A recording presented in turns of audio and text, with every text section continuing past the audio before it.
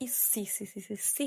এত জঘন্যতম স্যান্ডউইচ আমি আমার জিন্দেগিতে কখনো খাইনি। মানে এত বাজে যে আমি কখনো কল্পনাও করতে পারিনি এটা এত বাজে হবে। আজকের ভিডিওতে থাকবে বনানীতে আমি কোথায় গিয়ে সব থেকে আমার জীবনের ফালতু একটা স্যান্ডউইচ খেয়েছি এবং সাথে আর কি কি খাবার খেয়েছি। তাই আর দেরি না করে চলুন এক্ষুনি ভিডিওটা শুরু করা যাক। তো চলে গিয়েছিলাম বনানী ফুড ফেস্ট 2025-এ। জন প্রতি 50 টাকা করে টিকিট কেটে আমরা 2 বোন এন্ট্রি নিয়ে নিয়েছিলাম ফুড ফেস্টে। এন্ট্রি নেওয়ার পরেই প্রথমে হাতের বামে একটা দোকান দেখতে পাই যেখানে অনেক লোভনীয় খাবার ছিল এবং আমরা ওই দিন অনেক বেশি ক্ষুধার্ত ছিলাম, তাই সবার আগে ডিসাইড করলাম হেলদি কিছু খাওয়া যাক। তাই নিলাম একটা স্যান্ডউইচ আর সাথে একটা সসেজ। প্রাইস অনুযায়ী সসেজটা আমার কাছে ওকে ওকে লেগেছে, বাট স্যান্ডউইচ একদম আকাশ ভরা তারা দেখার মতন ছিল। তাই আসলে আমার আর কিছুই বলার নাই। প্রথমে ঢুকেই এত বাজে একটা এক্সপিরিয়েন্স হয়েছে ভাবতেই পারিনি। তারপরে মেলাটাকে আরো এক্সপ্লোর করার জন্য সামনে এগিয়ে গেলাম। এখানে এই পিঠার দোকানটা ছিল যেখানে অনেক অনেক সুন্দর সুন্দর পিঠা সাজানো ছিল এবং দেখতে খুব লোভনীয় লাগছিল।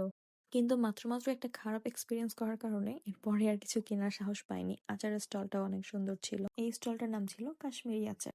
আর এটার একদম পাশেই ছিল একটা পাহাড়ি কুইজিন। এখানে ওরা খুব সুন্দর করে পাহাড়ি সাজ দিয়ে পাহাড়ি অনেক আইটেম বিক্রি করছিল। And look at her, she is so cute by the way. সে খুব সুন্দর করে আমাদেরকে এক্সপ্লেন করছিল কোনটা কি আইটেম।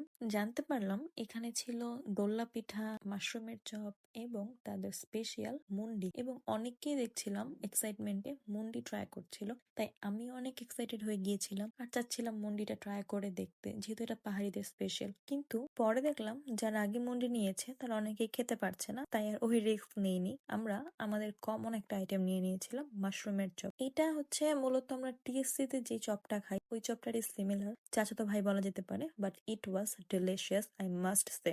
6 পিসেস ছিল 100 টাকা। একটু আমার কাছে এক্সট্রা মনে হয়েছে প্রাইস, কিন্তু তাও ইট ওয়াজ ওয়ার্থ ইট। আর ঠিক এই স্টলটার পাশেই ছিল salad corner, one of my most favourite part. এখানে সব রকমের স্যালাডস ছিল, চিকেন আইটেমস ছিল এবং এটা ছিল আজকের শো স্টপার। আমিও তাই কি আর ছাড়বো, একদম না। আমিও এখান থেকে আমার পছন্দ মতন অনেকগুলো আইটেম নিয়ে নিয়েছিলাম। এটার জন্য একটা আলাদা ভিডিও করেছি, সামনেই আপলোড করব। যেহেতু ওটা পার গ্রাম 99 পয়সা করে হিসাব করে, তাই আমাদের এখানে বিল হয়েছিল 320 টাকা। তারপরে ছিল কিউট একটা ক্যাফে, কিন্তু যেহেতু আমরা কিছু পারচেজ করিনি তাই আমরা এখানে ওরকম ভাবে কোনো ভিডিও ধারণ করিনি। এরপরে চলে যাই মেলার একমাত্র জুয়েলারি শপ এবং ওখানে অনেক সুন্দর সুন্দর কিউট কিউট অনেক অর্নামেন্টস পাওয়া যাচ্ছিল। আমরাও খুঁজে খুঁজে আমাদের পছন্দ মতো 2টা রিং কিনে নিয়েছিলাম। তারপরে আর কয়েকটা স্টল ঘুরেই দেখি মেলাটা শেষ হয়ে গিয়েছে এবং শেষের দিকে ছিল মিষ্টি, পাকোড়া, লাড্ডু, জিলাপি এই ধরনের একটা স্টল। ওভারঅল সেই দিন একটা মিক্সড এক্সপিরিয়েন্স হয়েছিল।